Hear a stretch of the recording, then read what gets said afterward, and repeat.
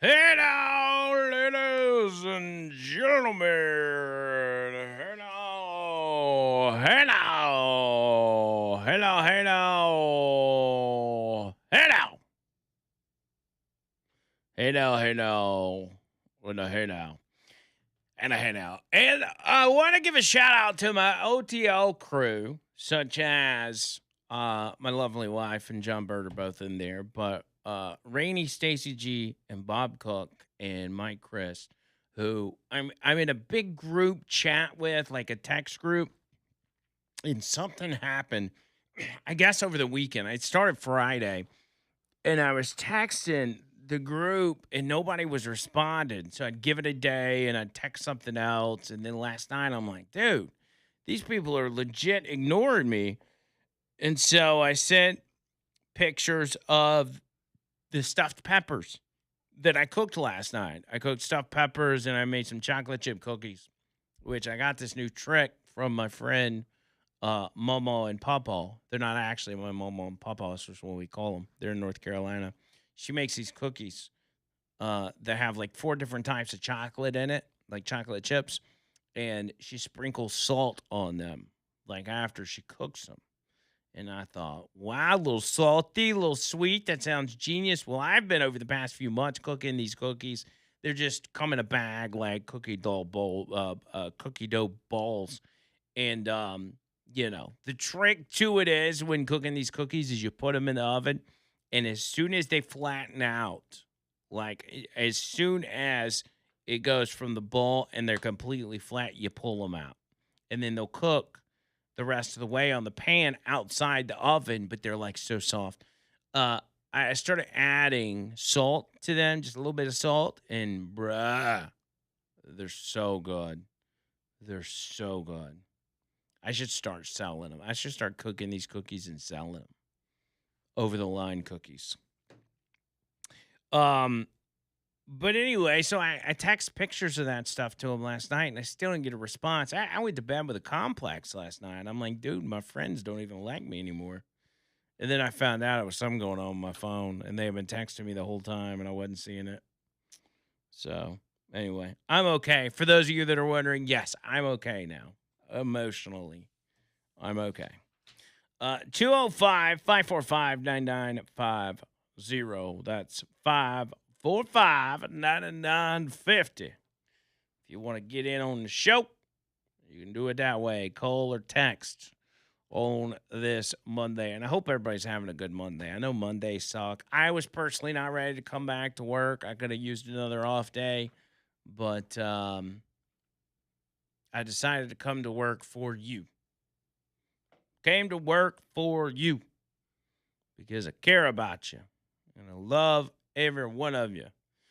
Um, I'm looking at a tweet from DHS, and this is apparently, I guess they had to put in a curfew last night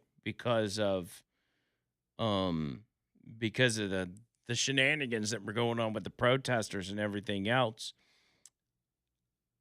It seems that, and I'm looking at videos.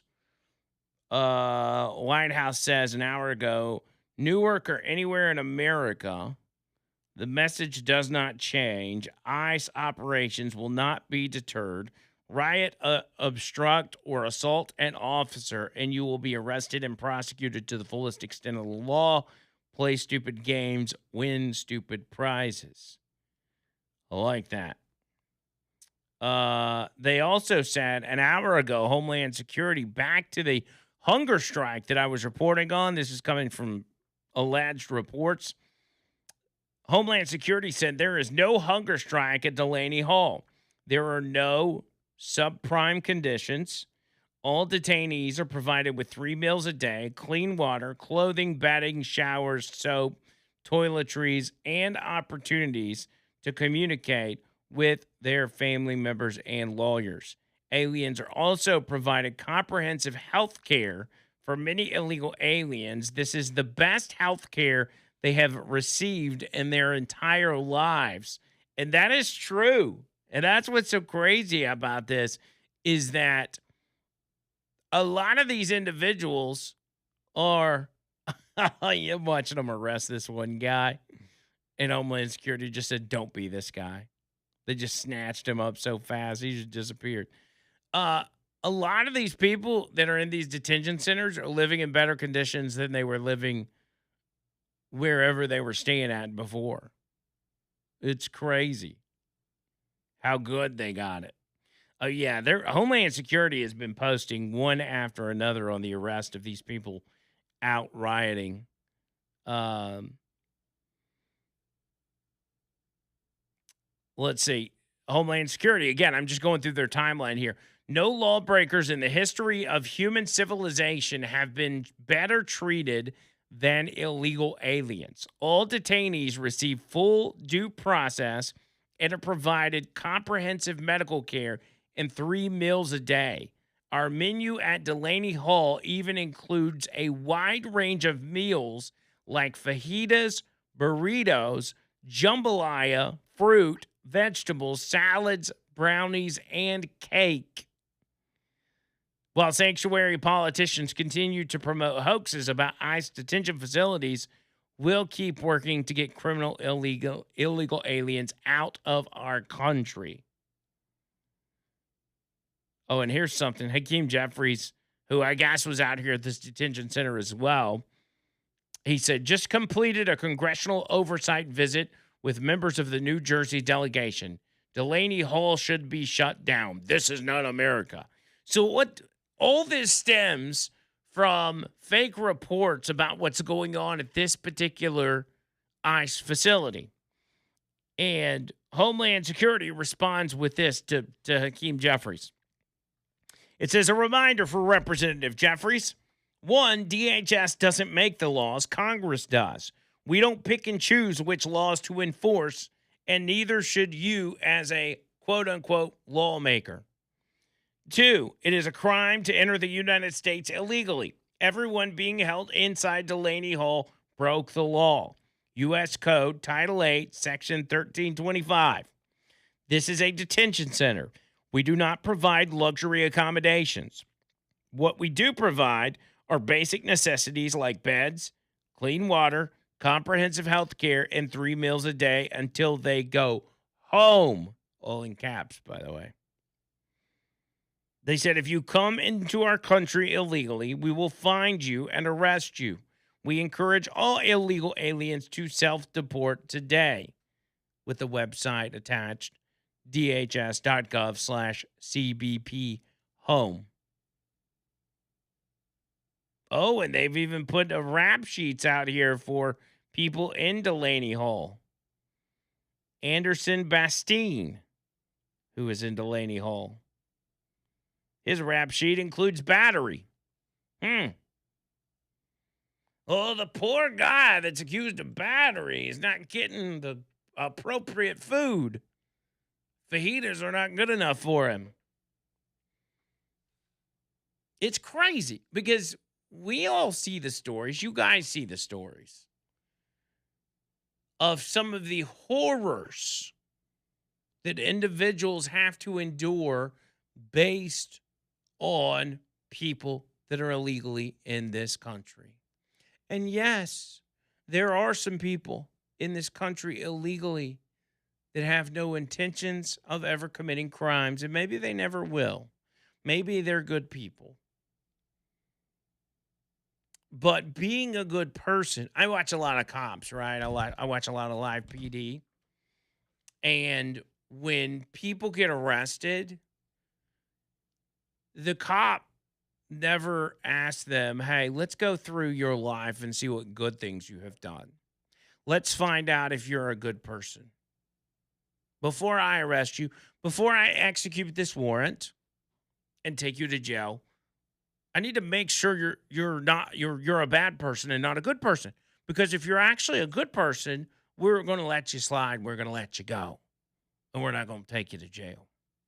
Doesn't matter what you've done. Doesn't matter how many food pantries you've filled up.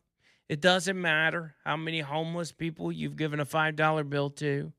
It doesn't matter how many lawns you've cut Doesn't matter. All of the good things that you do, which is great and wonderful and good for you. You should be a good person. You should do these things. But none of that matters when you break the law, because you're not being punished for what you've done previously. You're being punished for what you're doing in the moment. And good people, bad people, whatever. It's all the same when you break the law. Doesn't matter what type of person you are. If you break the law, you get punished. You go to jail. You go to a detention center. By the way, these people have got it made. If you want to compare a detention center to a county jail or to a prison, especially to a prison in Alabama. By the way, go watch the Alabama Solution if you've never seen it. These illegals have it made. People in custody, American citizens that are in custody, would kill to have the conditions that these illegals have for their law breaking. But in order to get the bad guys, sometimes some decent people are going to get hemmed up. But the thing is, the decent people broke the law just like the bad guys did. And the bad guys are really bad guys. And so we've got to get them out of here one way or another. If we sit here, if ICE goes through the process of picking and choosing who they're going to detain and who they're going to put in ICE custody, they're never going to get the bad guys. They're going to sit there and they're going to spend all their time doing paperwork. And that is what happened under the Biden administration. It's why the borders were wide open. They had everybody doing paperwork. Everybody was paper pushers. And so we either do one or the other. And then there's the aspect of the fact that ICE doesn't make the laws. The same people like Hakeem Jeffries that are out here protesting or conducting government oversight are the same people that make the laws. The laws that ICE is required to enforce. So imagine your boss, imagine you're at work, right? Your boss tells you to go sweep the floors. Your boss tells you to go scrub the toilet. You go in there and you start scrubbing the toilet. Then all of a sudden, your boss just blows his lid because you're in there cleaning the toilet. Can't believe you're cleaning the toilet. What are you cleaning the toilet for? Why are you doing that? And then runs around the entire office bashing you, saying you're an idiot because you're in there cleaning the toilet. That's basically what's happening here. They made the rules. They made the laws. ICE is enforcing what they're telling them to do. And it's getting some very heinous people off the street, such as the individual who has been deported 3 times already, who brutally murdered a young mother, who a loving grandmother, and a 2-week-old baby. I get these. I never even tell you all these stories because I don't have time to go through all of them. This was just at the end. This was just a few days ago. On May 29th, in Modesto, California, Joaquin Escado, 28 years old, a Mexican national and illegal immigrant, was arrested and charged with 3 counts of murder. May 29th. What day was that? Was that Friday? He allegedly stabbed to death Fabiola Gonzalez, who's 23 years old, a devoted mother, her own mother and loving grandmother, Sylvia Nunez, 54 years old, and Fabiola's 2-week-old infant son, Mateo Gonzalez. So this guy stabbed to death a 23-year-old mother, a 54-year-old grandmother, and a 2-week-old infant. Somebody that should not have even been in this country. And a surviving child that was approximately 4 years old was found inside the home and taken into custody by Child Protective Services. California state sanctuary law obstructed federal authorities that tried to previously deport this individual. Listen to this. This is from the New York Post. Well, I'll just preview it for you before I take this break.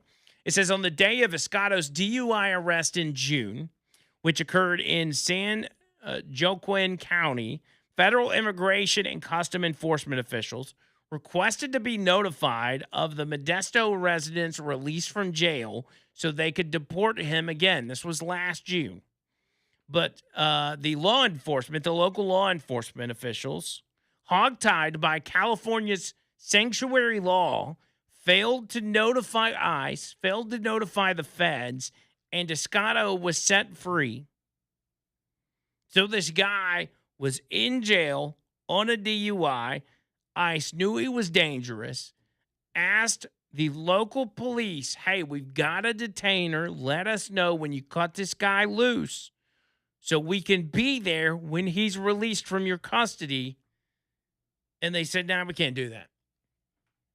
We can't let you know when he's going to be released, and we can't even allow you into our facilities. We can't even allow you into our jail because our state law prevents us from doing that. And now 3 people are dead. A grandmother, a mother, and a 2-week-old. And there's a 4-year-old without any family members left who witnessed their entire family being murdered. All because of this dude. So remember that story as you watch Hakeem Jeffries and others protest outside of a New Jersey ICE detention facility. Remember those people. You think that those family members, those surviving family members, care whether or not these people get 3 meals a day, or that they get their justice? No, they don't. They've suffered unimaginable pain because of the government's inability or unwillingness to keep this nation sovereign and safe. And it has cost countless lives. And until it gets cleaned up, people will continue to lose their lives. 205-545-9950. More of the line coming up.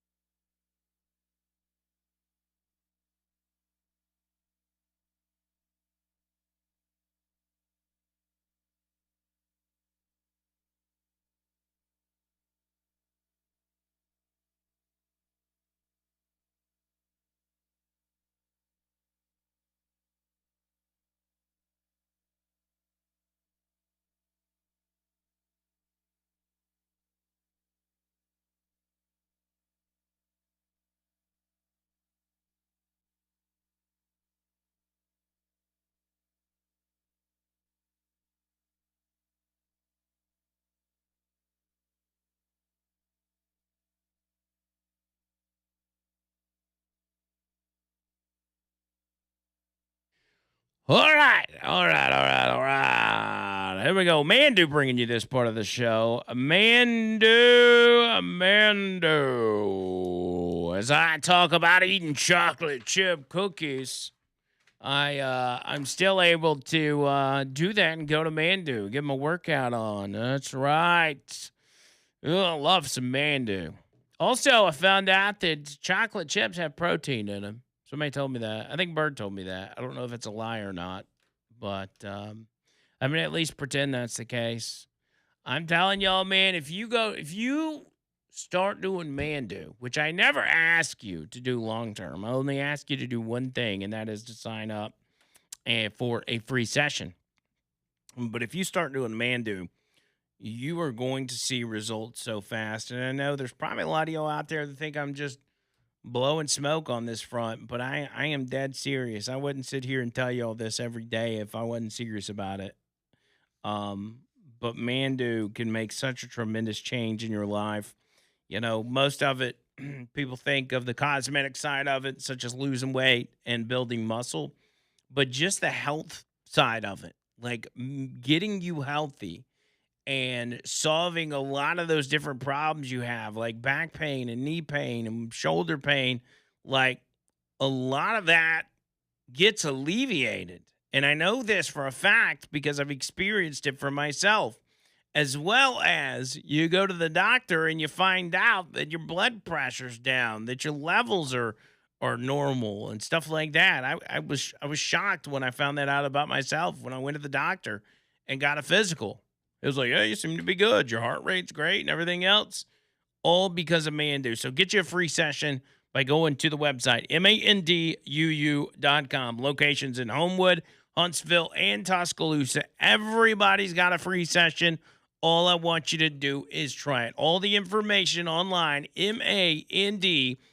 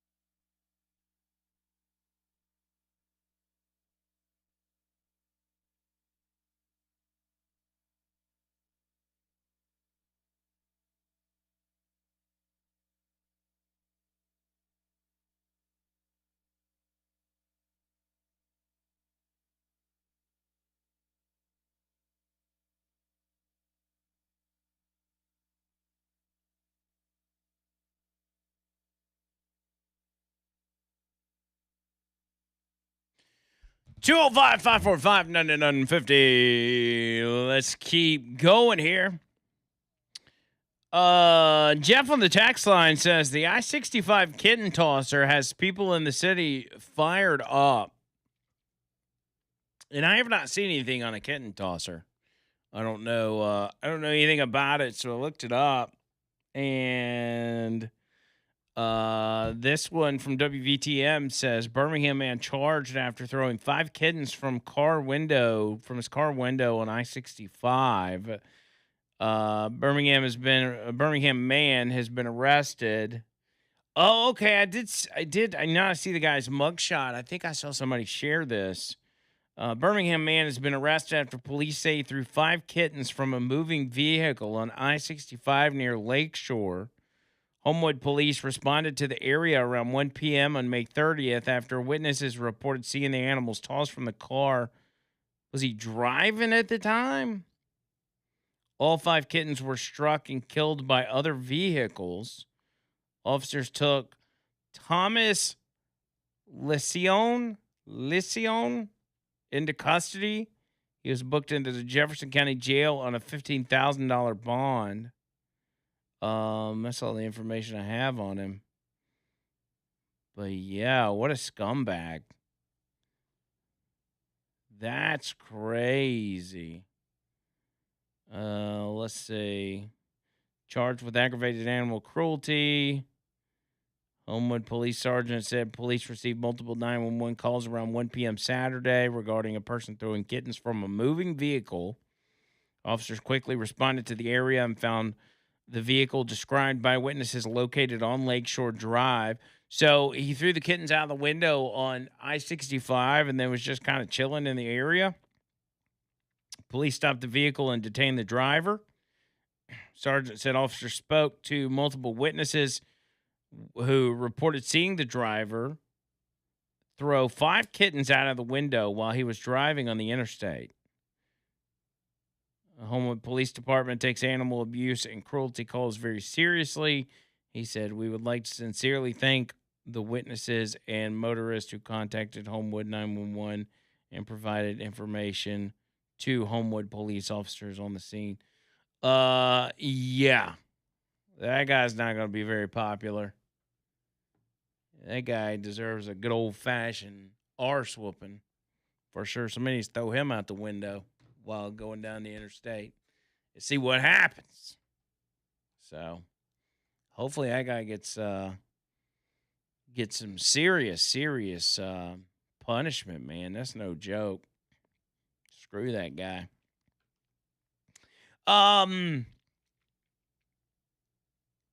Let's see. I noticed Donald Trump revealed a new concept designs for the White House ballroom drone port, what's been called a drone port. And that is essentially going to be kind of a landing pad or a launching pad for drones that would sit atop the White House ballroom. And it's an obvious AI picture, but for real, it looks kind of dope. I mean, the picture has got military vehicles up there, which look like tankers. I don't know how they got those up there, but military members and different kind of badass looking drones. In a True Social post, Trump wrote, quote, the drone port at the White House ballroom will be perhaps the most sophisticated anywhere in the world. It will safeguard our nation's capital, Washington, D.C., long into the future. That's kind of cool. Of course, he called out Judge Richard Leon, who previously ruled that Trump lacked the legal authority to construct the 900,000 square foot ballroom. Another activist judge, and our judicial system is broken beyond belief.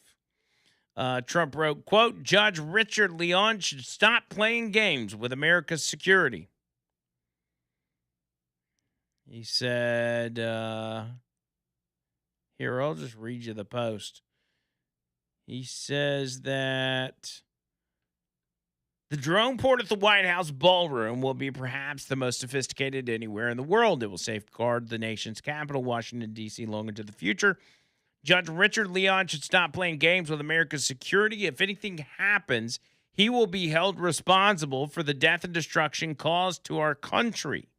He has already created enough problems by allowing top secret information to be released and exposed based on a ridiculous lawsuit started by a highly litigious woman, serial plaintiff, he says, whose strolling, in her opinion, will be it will be disturbed by the new desperately needing structure. In any event, a woman who has absolutely no standing with the advent of highly sophisticated and powerful modern day weaponry, we can no longer defend Washington, D.C. with rifles and pistols alone.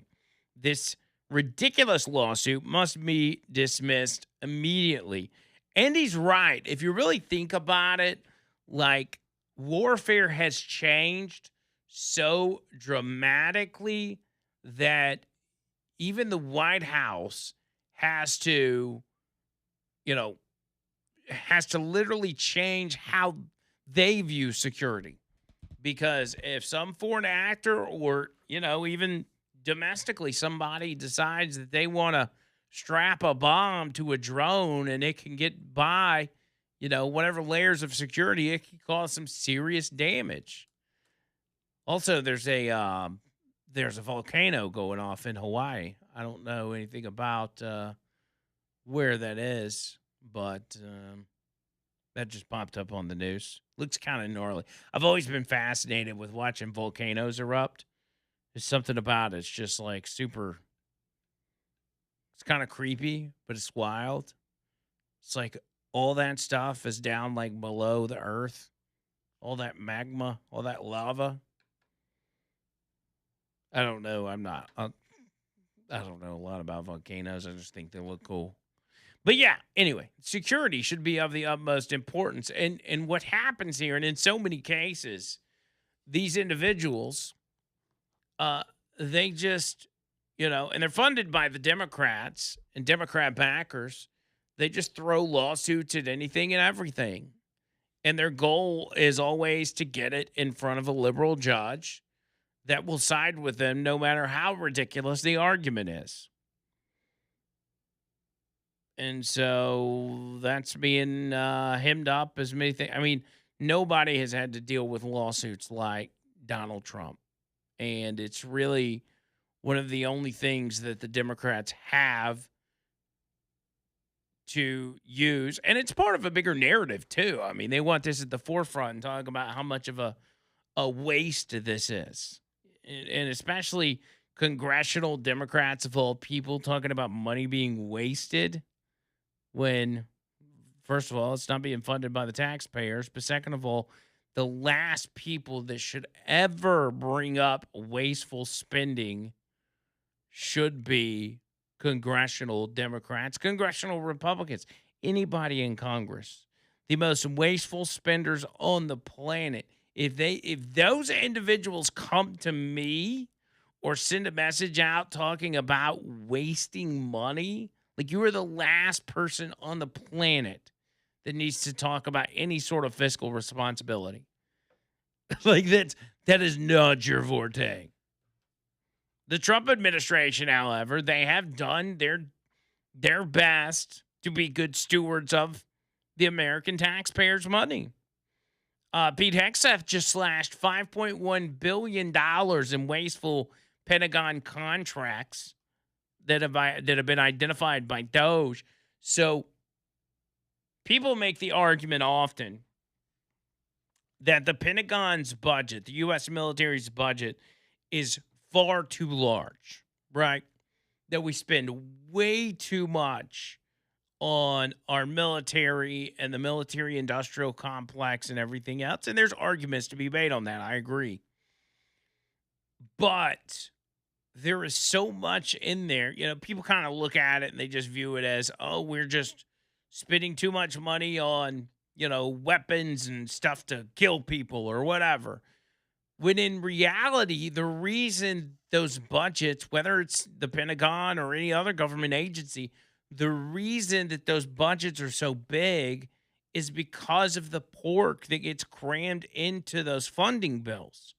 There is so much waste in all departments, and it's been that way for years and years and years, and nobody has addressed it because it's always been used as a negotiating tool.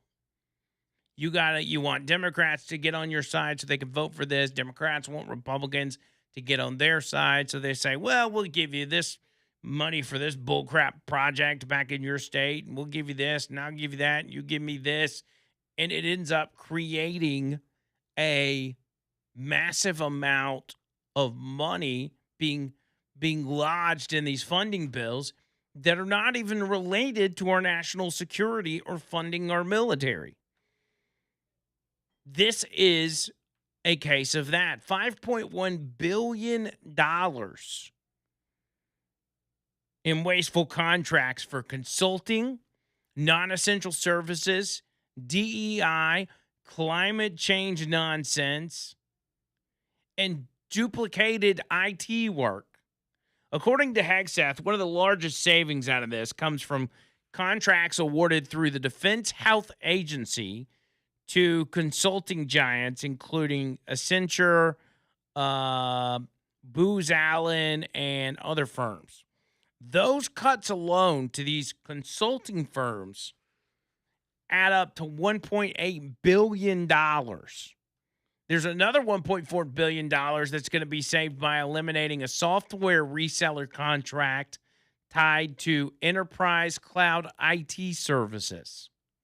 Because a lot of these things, a lot of these contracts, they're not even doing anything for the military. He highlighted a $500 million Navy contract dedicated to what he characterized as bureaucratic business process consulting. $500 million. They noted that funds previously directed towards highly paid consultants could instead be used to improve healthcare services for active duty military personnel and their families. There was another $500 million coming from the elimination of a DARPA IT help desk contract that Hegseth said duplicated services already being provided by the Defense Information System Agency workforce. So there was stuff they were already doing in-house, yet they were doling out another $500 million to have another company do the same thing. And you ask yourself, well, how does that come about? Like, how does something like that happen? Well, there's a congressman that has a friend that works at the DARPA IT help desk, that has a friend or a family member that works there, or maybe a friend that runs the place that just so happened to donate an extraordinary amount of money to that particular congressman's campaign. So when the defense bill came up, he said, well, it's very important that we have DARPA IT in this bill to help do duplicated work that's already being done. And they say, well, we really do need this guy's vote, so let's give him his DARPA deal, $500 million. And hey, what's another $500 million when you're talking about $50 billion, right? That's chump change. That's no big deal. We'll spend $500 million just to get this one congressman's vote. So $5.1 billion with a B, $5.1 billion of BS contracts that they were able to look at and say, yeah, we don't need any of this. And instead, that money can be diverted to, health care for active duty military and their families or whatever, or anything that actually benefits national security and benefits our service members. That's what that money should be for, not for BS contracts for politicians' buddies. 205-545-9950, more of the line coming up next.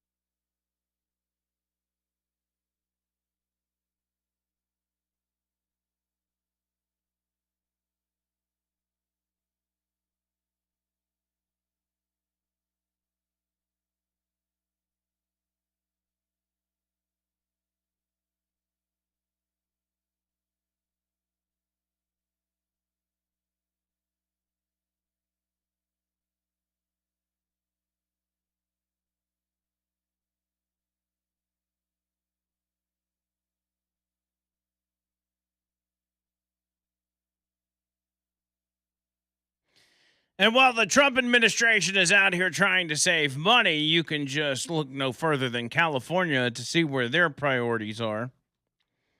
Not just in places like Los Angeles, but the state as a whole, as the California Assembly just passed the Stop Nick Shirley Act.